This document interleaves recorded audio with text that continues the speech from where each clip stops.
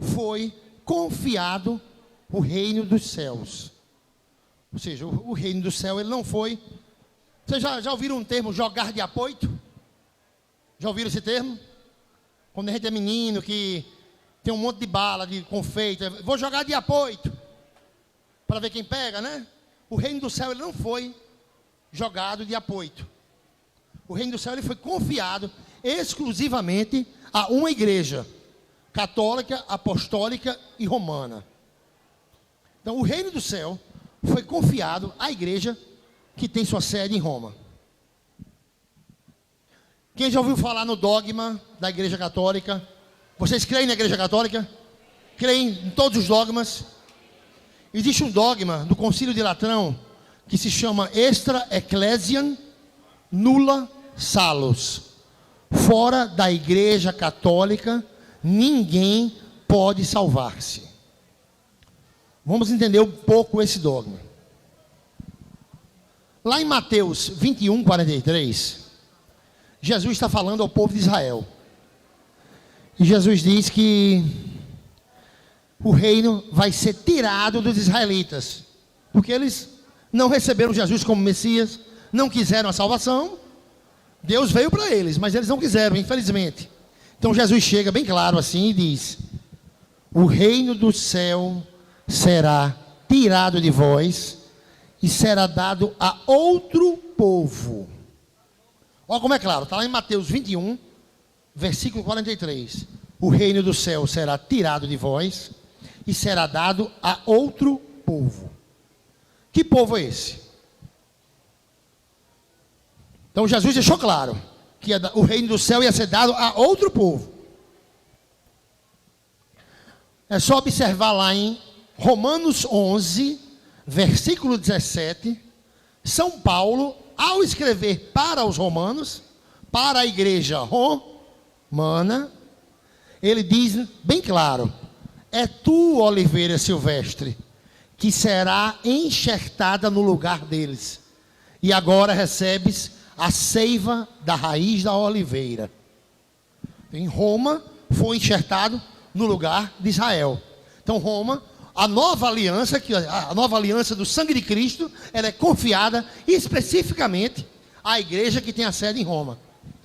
A velha aliança, que era sangue de animais, a aspersão de sangue de animais, foi confiada a Israel.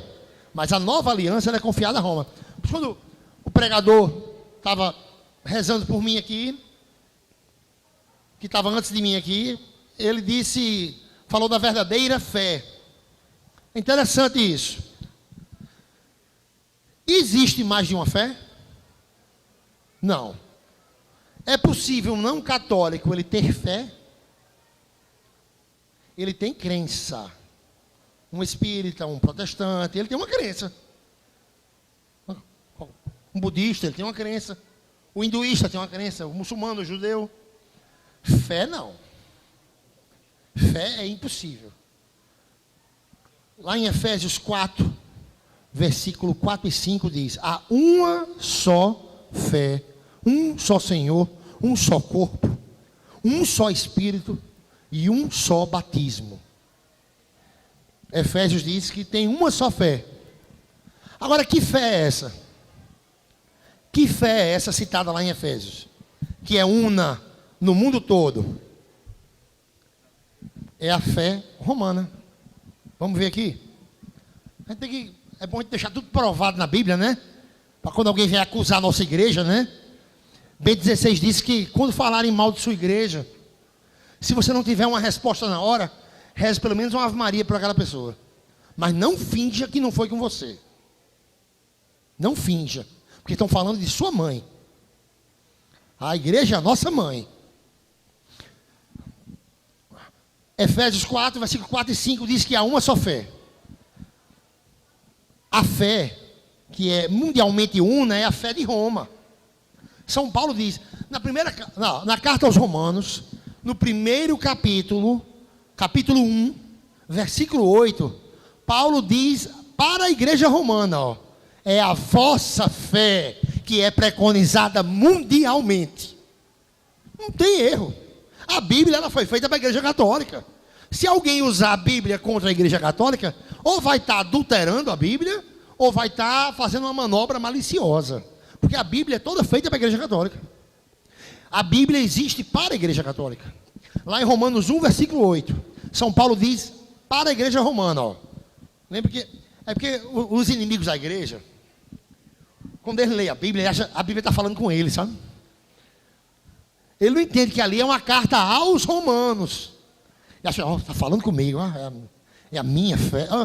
É uma carta aos romanos. A Bíblia não está falando com o leitor, não, amigo. Tem que saber o que é para o leitor, o que não é. Paulo diz a segunda pessoa, ó, é a vossa fé que é preconizada mundialmente, a fé de Roma. Todas as igrejas do mundo têm sua base em Roma, porque Roma é a igreja eleita. Lá em 1 Pedro 5,13, ele diz que a igreja que está em Roma é eleita. Durante o seu papado em Roma, ele escreveu a epístola. 1 Pedro 5,13, a igreja que está em Roma é eleita. Jesus, ele só tem uma noiva, só tem uma esposa. Só tem uma igreja eleita. Jesus é adúltero? Não. Então ele pode ter mais de uma esposa? Não tem. Então o interessante é que todas as igrejas do mundo, elas têm sua base em Roma. Na própria carta aos Romanos, São Paulo deixa claro isso. Lá em Romanos 16, versículo 4, ele diz, não só eu vos agradeço, mas todas as igrejas do mundo gentílico. Quer ver? Vocês são a maioria pernambucanos, né? Eu sou norte rio-grandense. Nós somos nordestinos. Mas nós somos católicos apostólicos romanos. E o caba que está lá na China, e o caba que está lá na África, e o caba que está nos Estados Unidos, na Austrália, é católico apostólico? Porque a base é em Roma. E assim é. Assim foi Deus que quis. Não foi a igreja que se apoderou. Não, foi Deus que quis. Jesus chegou para os israelitas e disse, o reino do céu será tirado de vós e será dado a outro povo. Está o termo etni, que quer dizer nação. Na Bíblia Ave Maria está nação. Mas se você for na Bíblia pastoral, que a nossa amiga tem aqui, ou na de Jerusalém, está outro povo. Jesus diz, vai ser dado a outro povo. E São Paulo diz aos romanos que a igreja de Roma é esse povo. É tu, Oliveira Silvestre, que será enxertada no lugar deles. E agora recebes a seiva da raiz da oliveira. É por isso que o Vaticano se tornou uma nação. Porque na profecia de Jesus ele disse que ia ser dado a uma nação. Existe alguma outra nação independente dentro de Roma? Só o Vaticano. E Isaías, o Vaticano existia naquela época? Antes de Cristo? Não existia, né? A profecia foi perfeita. Não tem profecia de Jesus Cristo que não se cumpra, não. Qualquer profecia dentro da doutrina da igreja, ela vai se cumprir. Deixa eu analisar uma coisa. Lá em Isaías, capítulo 55, do 3 ao 5, ele diz que o povo da nova aliança, a nova aliança será entregue a uma nação que não se conhece ainda. Será entregue a uma nação que ainda não se conhece. Olha que coisa. Por isso que o Vaticano só se tornou uma nação independente muitos anos depois. É a base do reino de Deus. É lá. Roma, locuta est, causa finita est. Já escutaram isso? Roma falou, caso encerrado. Roma falou, está falado. Sabe por quê? Os inimigos da igreja, principalmente os protestantes, que são os maiores inimigos que a igreja tem no mundo ocidental, os maiores inimigos de Nossa Senhora, né? Tanto que Padre Pio falou que se não combatermos esse mal, Padre Pio falando do protestantismo, se não combatermos esse mal, é a Virgem quem chora. Eu digo a vocês, viu? A Virgem se contorce de dor. Porque é uma religião que existiu, foi fundada para perseguir a igreja e nas suas dissidências e divisões, perseguir exclusivamente a Mãe de Deus.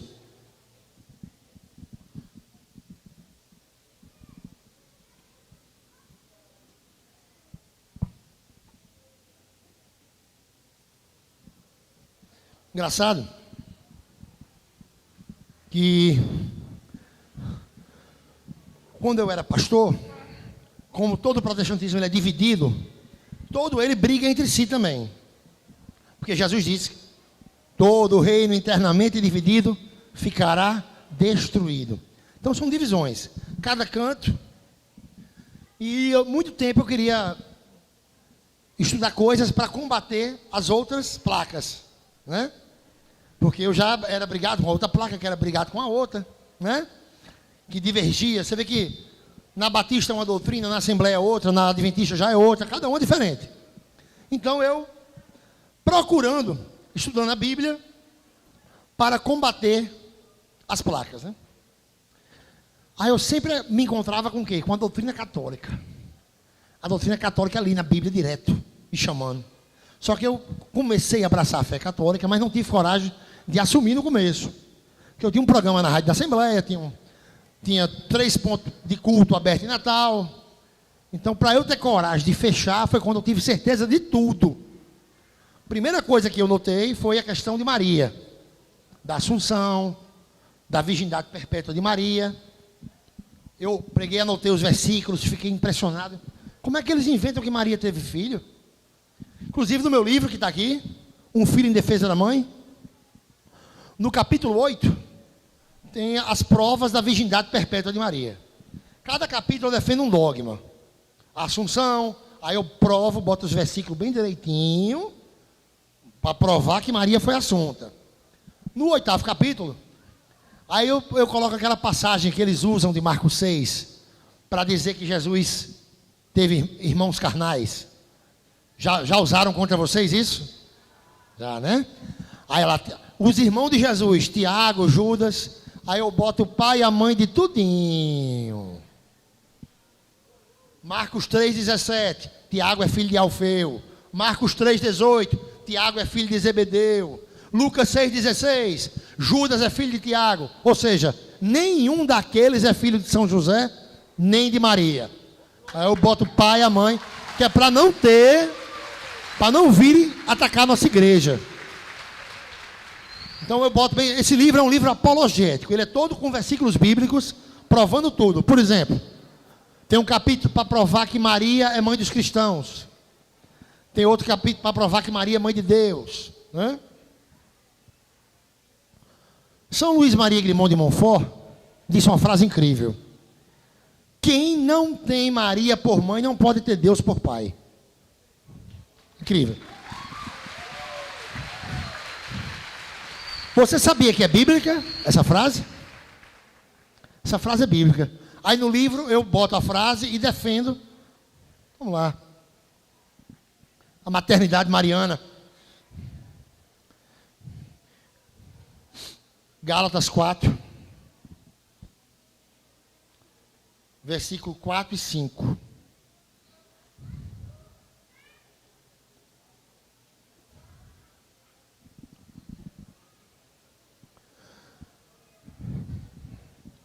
Gálatas 4, versículo 4 e 5. Vamos lá, vamos mastigar o versículo bem direitinho. Quando, porém, chegou a plenitude do tempo, enviou Deus o seu filho, nascido de mulher, nascido sob a lei. Vamos lá. O Filho de Deus veio nascido de mulher e nascido sob a lei. Por que ele veio nascido de mulher e nascido sob a lei? O próprio versículo responde, ó. A fim de que recebêssemos a adoção de filhos. E para resgatar os que estavam sob a lei.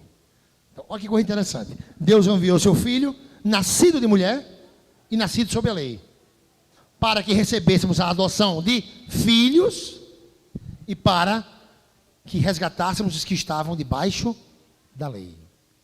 Deus enviou seu filho nascido de mulher para que nós recebêssemos a adoção de filhos. O próprio versículo responde. Então, não tem como ter adoção de filhos. Por isso que diante da cruz, diante da cruz, Jesus diz a João, né? Eis tua mãe e eis teu filho. Ali começa a descendência da mulher. Ali começa a descendência da mulher. É na cruz. É na cruz que ela gera a maternidade para o gênero humano. Na maternidade do Cristo não teve dores de parto. Mas na maternidade do gênero humano houve. Interessante. Na maternidade do Cristo não houve dores de parto. Porque, como está lá em Lucas 2,17, né? Enrolou em faixas, a Bíblia não relata dores de parto. Mas na maternidade do gênero humano, teve. Quando ela nos pariu espiritualmente, para nós recebermos a adoção de filhos, nós somos gerados, para nós sermos santos, nós somos gerados pelo ventre de Maria. Então, na maternidade do gênero humano, teve dores, sim. Teve dores de parto. Simeão, acho que é Lucas 2,35, se eu não me engano. Simeão diz a Maria. Lucas 2,35. Simeão diz a Maria: e a ti será traspassada uma espada na tua alma, para que se manifeste os pensamentos de muitos corações. Então, enquanto Jesus foi traspassado na carne, Maria foi traspassada Então, na maternidade do gênero humano, a mulher se contorce de dor. No meu livro tem um capítulo provando a corredenção. Essa questão da corredenção. Que não é dogma ainda, né? É algo que a igreja crê, mas não existe até rumores que o Papa Francisco quer proclamar esse dogma da corredenção, que Maria é corredentora. Tem um capítulo todinho provando isso. Enquanto Jesus foi traspassado na carne, ela foi traspassada na alma, né? Então, gente, geralmente, na maioria dos ataques à igreja, os maiores ataques são os ataques contra a mulher. Eles atacam tudo. Eu, quando era pastor, eu descobri, a primeira coisa que eu descobri foi as coisas de Maria. Que eu fiquei apaixonado pela questão da mariandade. Eu achei bonita a mariandade do católico. Em vez de eu acusar, eu fiz, não, eu vou pesquisar. Só que o pessoal do culto não gostou muito, né?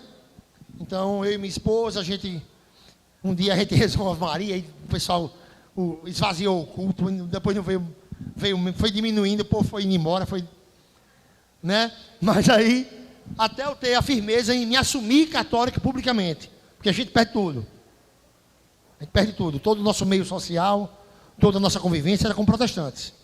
Nós não tínhamos vida social fora do pessoal da igreja, né?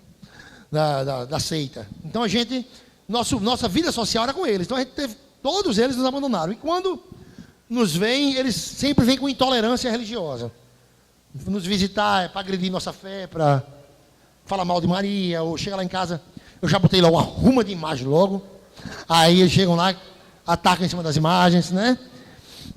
Então, o mínimo que a gente pode fazer é defender a nossa fé, né?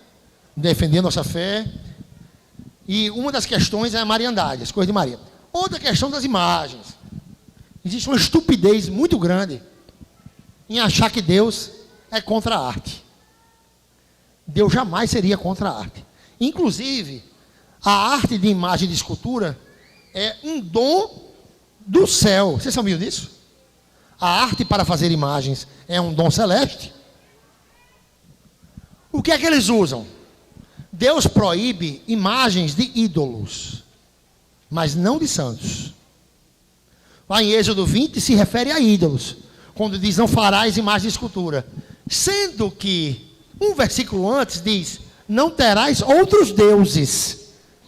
Senão Deus seria contraditório, porque ele manda fazer a serpente de bronze, em Números 21, versículo 8.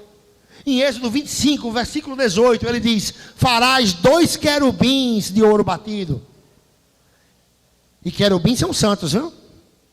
No Novo Testamento, Jesus diz que os santos celibatários são iguais aos anjos. Está lá em Lucas 20, do versículo 34 ao 36. Jesus diz, Eles nem podem se dar em casamento, pois são iguais aos anjos. Então entenda, Deus mandou fazer imagem de anjo. O que Deus viu foi imagem de ídolo. Um santo pode ser um ídolo? Não pode. Mas por que é que chamam os santos de ídolo? Por que é que chamam? Vamos lá. A palavra diz que a besta, ela vai ter uma boca para difamar os habitantes do céu. Está lá em Apocalipse 13, versículo 6. Vamos lá. Aí vão chamar o santo de divindade, vão chamar Nossa Senhora de entidade, né? Apocalipse 13, 6, ó. A besta, ela vai ter uma boca na terra. São boca de pessoas. Ela vai usar essas bocas e ela vai ter um principal ação da besta é difamar o tabernáculo celeste. É a Bíblia que diz, bem claro, viu? Aqui, ó. Apocalipse 13, versículo 6, ó. Foi-lhe dada uma boca. No versículo 5. Para proferir palavras insolentes e blasfêmias. Aí no 6 diz: ela abriu a boca então em blasfêmias contra Deus, blasfemando contra seu nome, contra sua tenda e contra os que habitam no céu. Então, uma das ações da besta, uma das ações do anticristo e da besta é falar mal de quem está no céu. Isso é incrível. Desses santos do tabernáculo celeste, principalmente contra Nossa Senhora. Está lá em Apocalipse 12, ó. Apocalipse 12, versículo 15, ó. Aqui já diz que é a serpente que vai difamar Nossa Senhora. A serpente, então, vomitou água contra a mulher, a fim de submergi-la. O que é vomitar contra a mulher? É isso, dizer que Maria é uma entidade, é uma mulher comum, entendeu? Teve não sei quantos filhos, não sei quantos homens, teve barriga de aluguel, é tanta coisa que a gente escuta. Já ouviu essa? Não tem umas coisas, né, que foi mulher comum, né? Pois é. Gente, não, o negócio é sério. Amar o próximo não é o mesmo que amar uma mentira. A gente deve amar os protestantes? Deve. Mas amar o protestantismo? Deve odiar. Agora, amar os protestantes. Rezar por eles, fazer novena, de joelho no chão. Mas amar a mentira, não. Se você tem um parente que é viciado em droga, você ama ele? Mas a droga que ele usa? Pronto, é isso. Então, entenda. Porque existe um tipo de católico que a gente brinca, católico, cadê o amor? Quando eu pego e posto no Facebook, Jesus só fundou uma igreja, não sei o que lá, o cara, que é isso, Paulo? Cadê o amor, cara? É falta de amor dizer a verdade agora? Jesus só fundou uma igreja, que é isso, Paulo? Cadê o amor, cara? São Paulo diz, em 1 Coríntios 13, 6, que quem ama se alegra com a verdade. A verdade pode ser dura como for, mas se você tem amor, você vai gostar. Eu digo a você que a verdade mais horrenda é muito mais bonita do que a mentira mais formosa. Então, verdade é verdade. Os apóstolos nunca tiraram uma vírgula da verdade, os santos nunca tiraram uma vírgula, a igreja nunca tirou uma vírgula. Ah, pessoal, a igreja modernizou, mudou, a igreja não pensa mais assim, não. Pensa assim. O ecumenismo é para converter outros. Não é para aceitar a heresia de outros, não. O ecumenismo, ele não é sincretismo. Foi através do ecumenismo que eu me converti. Eu era pastor, a mulher que era da casa do terço, atrás dela de casa, veio para mim, fez amizade, me chamou para lá, sabe, eu fui, e ela rezando por mim, aconteceu. Acontece. Agora, o ecumenismo é para isso. Não é para aceitar a heresia dos outros, não. No Concílio Vaticano II diz, para que eles abracem a fé e deem testemunho em todo canto em que abraçaram. Bento XVI, na carta Dominus Iesu, ele diz, As ritualísticas e os cultos de outras religiões são obstáculos para a salvação. É melhor que não faça nada. Seguinte. Jesus Cristo, Jesus Cristo é a base de toda fé, é a fonte salvífica. É a fonte da salvação, sangue da aliança. É o mesmo Jesus? É? É o mesmo Jesus lá e aqui, na igreja católica e nas outras? É não, gente. O Jesus deles é totalmente diferente, é inventado. O Jesus de lá é filho de uma mulher comum. É o mesmo que o nosso? Não. O Jesus de lá dá carro novo, bota dinheiro na conta do povo. Já viu isso? Faz barganha com dinheiro. E Deus vai botar carro, vai dar carro novo a crente agora. Vai ter gente recebendo bênção. Aquela mulher ali vai ter uma bênção na sua vida. E vai carro novo, essa mulher vai ficar rica. A palavra diz que nada desse mundo vem do Pai. 1 João 2,16. Nada desse mundo. Nada desse mundo. 1 João 2,16. Nada vem do Pai, nem da concupiscência da carne, nem dos olhos. Nada vem do Pai, mas do mundo. O Deus deles é totalmente material. É um Jesus sem cruz. Não existe Jesus sem cruz. Jesus que dá do reino material, predileção aos ricos. O protestantismo, desde que surgiu, é predileção aos ricos. A igreja de Jesus Cristo é predileção aos pobres, que são os favoritos do reino. Bem-aventurado vós os pobres, porque vosso é o reino dos céus. Predileção aos ricos? Nunca teve. Agora o protestantismo é predileção aos ricos. É outro Jesus. Você sabia que a Bíblia, São Paulo profetizou em 2 Coríntios 11:4, que iam inventar vários Jesuses diferentes? E as pessoas iam aceitar esses? Olha como é perfeito. Olhe como é perfeita essa profecia. Vão inventar vários Jesus diferentes e as pessoas vão aceitar. 2 Coríntios 11, versículo 4. São Paulo diz: vos pregarão outro Jesus, diferente daquele que nós temos pregado. Recebereis outro Espírito e outro Evangelho, e vós de boa mente o aceitais. Não é perfeito, né? Exatamente o que acontece. O Jesus da Universal é diferente do da Batista, que é diferente do Assembleia. É de acordo com a cobiça de cada um. Entendeu? Depende do testemunho que derem. Em 2 Pedro, capítulo 2 inteiro, 2 Pedro, capítulo 2 inteiro, Pedro dá uma aula de como você conhecer os falsos mestres. 2 Pedro, capítulo 2, ele diz que os falsos mestres vão falar mal dos santos do céu. Em algumas traduções está insultar as glórias.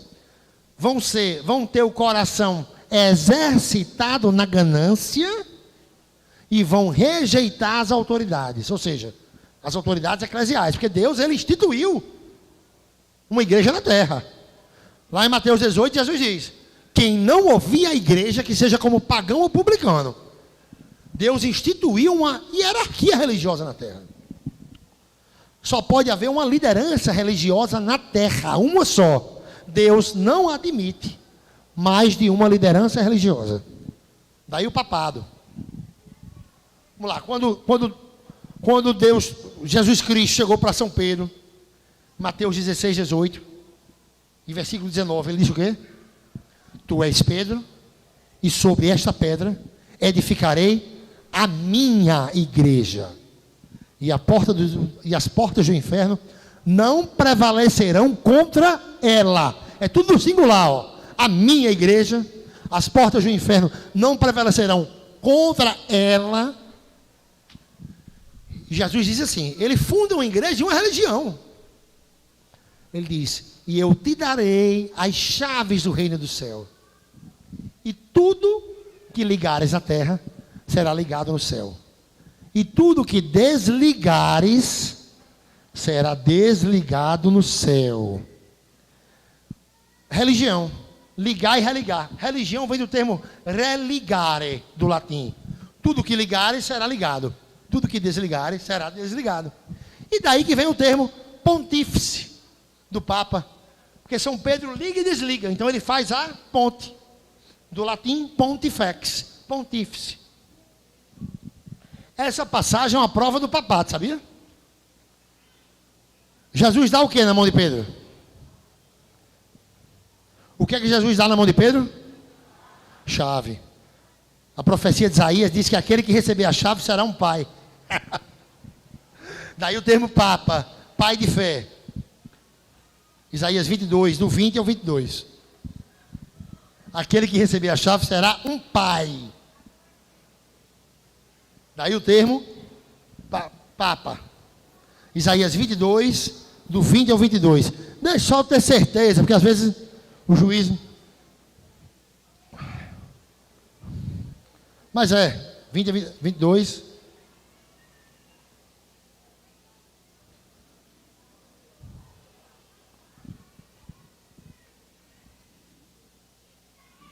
do 20 ao 22. Isaías 22, do 20 ao 22. No meu próximo livro, que é Salve Roma, a igreja que Deus fundou, tem um estudo provando o papado. Porque o primeiro que já foi lançado é só sobre Nossa Senhora. Eu resolvi defender logo Nossa Senhora, que era o ataque mais forte da parte deles. Para depois eu começar com as outras defesas.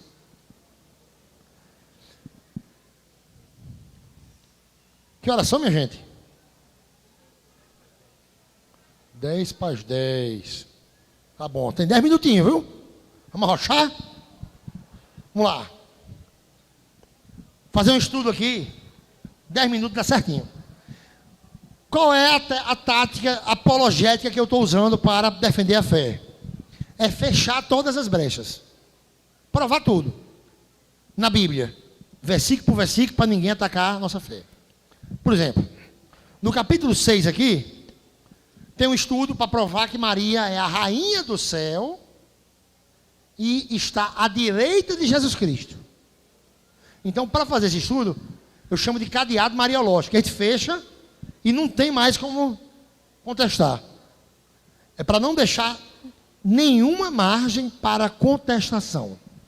Como é que a gente prova que Maria é a rainha do céu e está à direita de Jesus Cristo? Igual como está na foto do Divino Pai Eterno. Ah, foi a Igreja Católica que inventou. Eu disse, não, está na Bíblia. Vamos lá? Nesses 10 minutos a gente termina com esse estudo. Capítulo 6. Desse livro. Aí, o capítulo 6 é só sobre isso. Maria, rainha do céu, está à direita de Jesus Cristo. Vamos lá. Mateus, lembra que Mateus 20, a mãe dos filhos de Zebedeu chegou para Jesus, pedindo para Jesus guardar um lugar do lado dele, para os filhos dela? Mateus 20, 21, ó. Que esses meus 2 filhos se sentem no teu reino, um à tua direita e outro à tua esquerda. Jesus concedeu? Jesus disse que já estava reservado, ó. Vamos chegar lá. Jesus lá em Mateus 20 e 23 diz: esses lugares cabem àqueles aos quais meu Pai reservou. Para quem foi que Deus reservou esse lugar? Tem como a gente provar? Vamos provar. Tem uma profecia no Salmo, na Bíblia Ave Maria, Salmo 44, versículo 10, que diz assim, ó. Lá no Evangelho, Jesus falou que o Pai tinha reservado aquele lugar, né? Esses lugares cabem àqueles aos quais meu Pai reservou. Vamos provar que foi para Maria? 44, versículo 10. As filhas dos reis estavam entre as tuas ilustres mulheres. À tua direita estava a rainha, vestida com finíssimo ouro de Ofir. Salmo 44, versículo 10. Ah, mas essa rainha aí não é Maria, não. Ó, tem uma brecha ainda. Não tem uma brecha? Eles podem vir dizer que não é Maria, né? É só ir no último versículo do Salmo. Que aí fecha. É só ir no último versículo do Salmo, 44, versículo 18, que diz que essa rainha será lembrada de geração em geração. Segundo o Evangelho de Lucas 1,48, quem é essa rainha? Maria. Meu nome será, me chamarão bem-aventurada por todas as gerações. No capítulo aqui, sobre invocar Nossa Senhora, tem um estudo profundo sobre esse versículo. Me chamarão bem-aventurada. O termo usado é chamarão mesmo, de chamar. Na Bíblia em latim do século IV está medicent.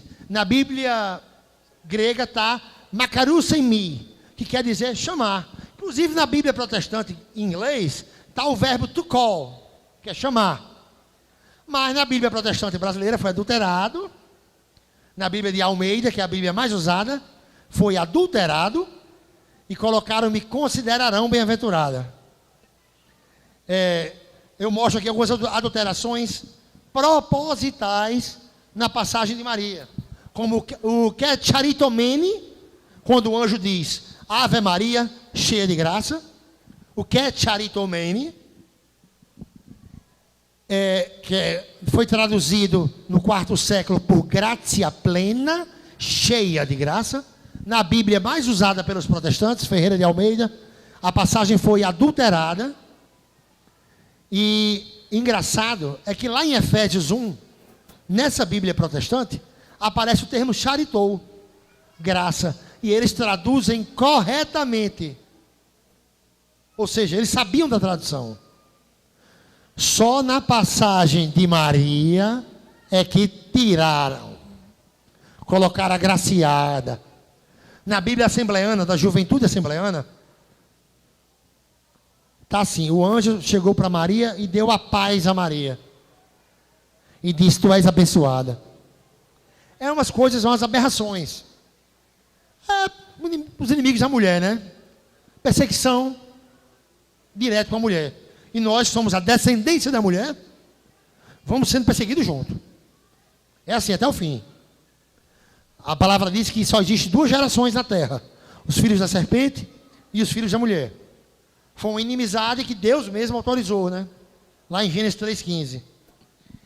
Deus diz para a serpente: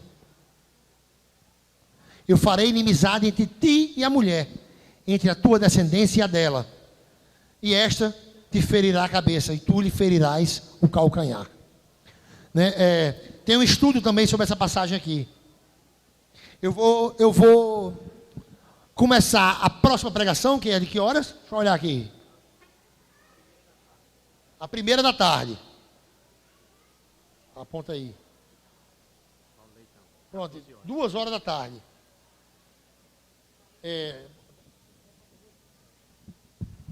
Eu vou começar, se eu esquecer, me lembre, viu? Um estudo de 2 horas sobre a questão de quem é que pisa a cabeça da serpente. Que existe uma dúvida.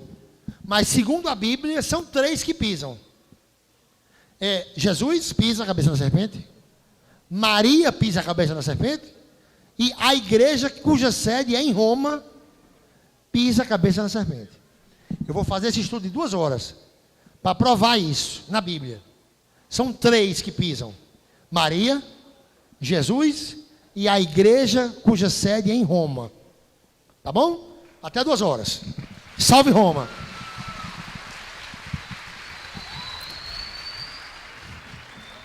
Segura teu tecinho. Quem é que tem o teu tecinho?